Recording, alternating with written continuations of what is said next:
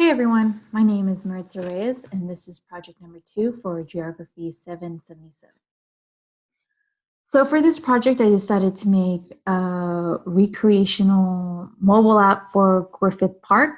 Griffith Park is a very popular park for the city of Los Angeles, and if you're ever around, I recommend you visiting sometime. So here on the left, we have a side panel, and here on the first tab, it gives us a little introduction of Griffith Park, the things to do, the things to see, and some of the vegetation that is there. Here on the right, we have all the layers that users are able to toggle on and off. I put in 2 base map layers, the topographic and the streets. I think the topographic is pretty useful, particularly for hiking, just because it has these contour lines. And I added the streets base map layer as well because I think it's useful to get directions. I actually have a function that helps users get from point A to point B. I'll be talking about that a little later. And here we have the 6 main, I guess, data sets: the boundary, the trails, the mountain peaks, the restaurants, major attractions, and of course the park. So each of these features, users are able to click on them and retrieve data. So for example, on the restaurants, you get the name of the restaurant, the rating, the type, and the price. And as well for example, the trails, these actually get highlighted when you click on them. It tells you the name of the trail, the level of difficulty, and the length. And you actually could do this for all the other features on the map. So some of the functions that I created were search functions. So you could search for points of interest, so restaurants, trails, major attractions. So restaurant, and a pin will drop to that restaurant. Yeah, there it is. You could also find your location on the map. I particularly am not in Griffith Park at the moment, but for the purpose of this project, I'll show you where I'm currently located, and then you could locate back to Griffith Park. So you could also find a destination, get from point A to point B. So let's say, for example, you want to get from a restaurant to the Griffith Observatory. So the same restaurant that I searched before. And let's get to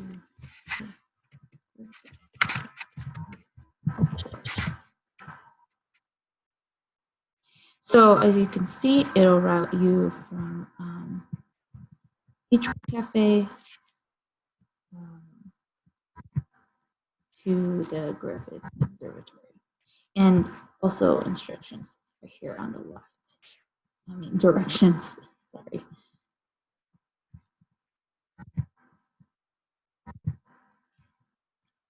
So I also added a few queries to my map as well. So if someone wanted to query, filter the map for the trails, they could do so. So if they wanted to filter them based on level of difficulty, they can. So anything that's easy, the map will reflect those type of trails.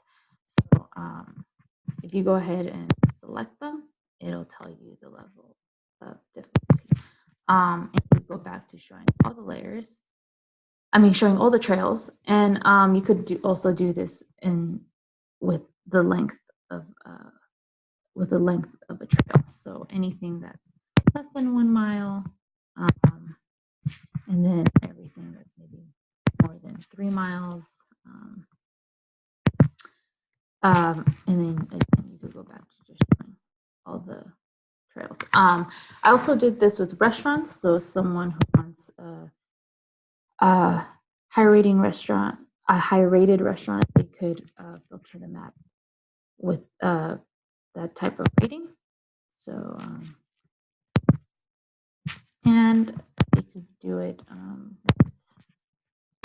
even a higher rating.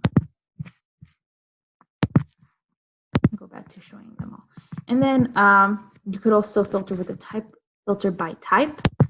So if they want to show all American, they could do so, all American restaurants. And you could also filter by, let's say, get all the Asian restaurants that are close to Griffith Park. So the last main function that I added was users are able to add a review about the park, anything about the park. It could be park itself or a particular thing about the park, a trail, a restaurant, a major attraction. So let's just add a review. So users are able to drop a point to the location that they want to drop a point to. No window will pop up and you just fill out basic information. So,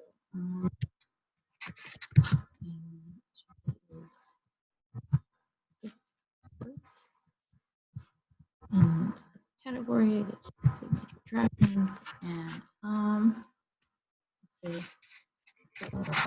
Hollywood sign is awesome.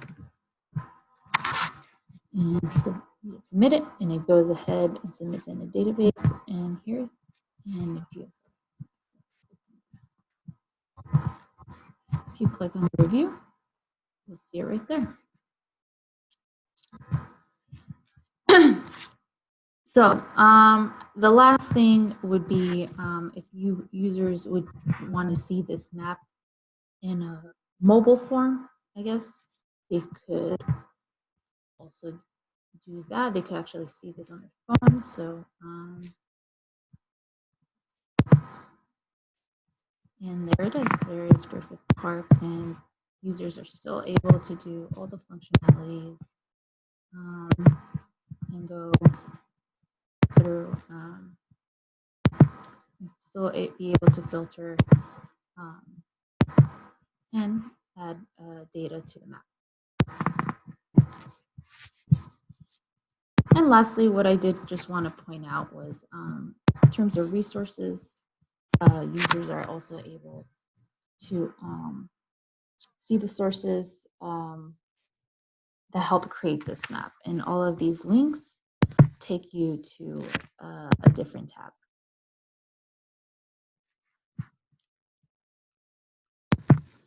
And so that's about it. That's my mobile app for Griffith Park. Thanks.